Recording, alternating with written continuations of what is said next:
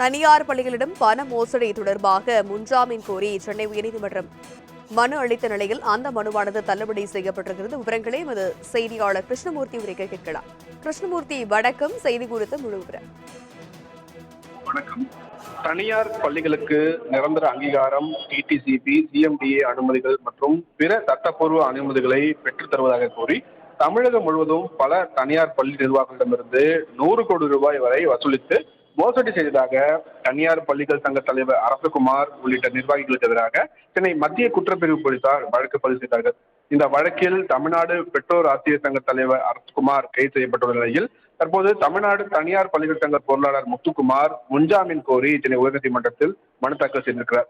இந்த வழக்கு நீதிபதி ஜி.கே. இளந்திரையன் முன்பு விசாரணைக்கு வந்தபோது காவல்துறை தரப்பில் முன்னாள் தனக்கு நெருக்கமானவர் என்று கூறி இந்த மோசடி செய்யப்பட்டுள்ளதாகவும், இந்த மோசடி சம்பந்தமாக 47 பள்ளிகளின் நிர்வாகிகள் வாக்குமூலம் அளித்ததாகவும், 1000 பள்ளிகளிடம் சுமார் 100 கோடி ரூபாய்க்கு மேல் வசூலிக்கப்பட்டுள்ளதாக வாதங்கள் விதிக்கப்பட்டது.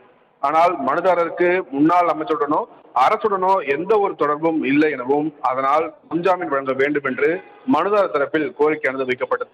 இருதரப்பு வாதங்களையும் கேட்ட நீதிபதி ஜி.கே. இளந்திரையன் மனுதாரரின் கோரிக்கையை ஏற்க மறுத்ததோடு மனுதாரர் முத்துக்குமாரின் முன்ஜாமீன் மனுவை தள்ளுபடி செய்து நீதிபதி ஜி.கே. இளந்திரையன் உத்தரவிட்டிருக்கிறார். தனலட்சுமி.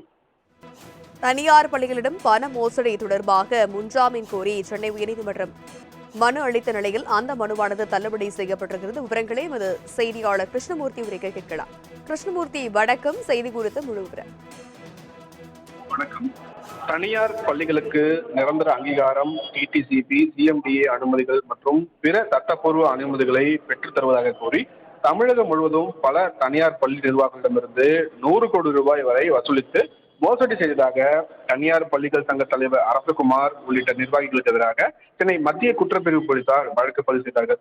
இந்த வழக்கில் தமிழ்நாடு பெற்றோர் ஆசிரியர் சங்க தலைவர் அரசகுமார் கைது செய்யப்பட்டுள்ள நிலையில் தற்போது தமிழ்நாடு தனியார் பள்ளிகள் சங்க பொருளாளர் முத்துக்குமார் முன்ஜாமீன் கோரி சென்னை உயர்நீதிமன்றத்தில் மனு தாக்கல் செய்திருக்கிறார்.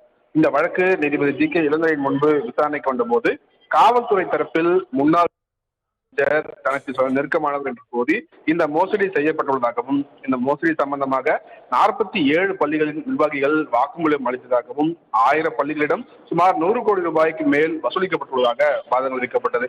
ஆனால் மனுதாரருக்கு முன்னாள் அமைச்சருடனோ அரசுடனோ எந்த ஒரு தொடர்பும் இல்லை எனவும், அதனால் முன்ஜாமீன் வழங்க வேண்டும் என்று மனுதாரர் தரப்பில் கோரிக்கையானது வைக்கப்பட்டது. இருதரப்பு வாதங்களையும் கேட்ட நீதிபதி ஜி.கே. இளந்திரையன் மனுதாரரின் கோரிக்கையை ஏற்க மறுத்ததோடு மனுதாரர் முத்துக்குமாரின் முன்ஜாமீன் மனுவை தள்ளுபடி செய்து நீதிபதி ஜி.கே. இளந்திரையன் உத்தரவிட்டிருக்கிறார். தனலட்சுமி. விவரங்களுக்கு நன்றி கிருஷ்ணமூர்த்தி.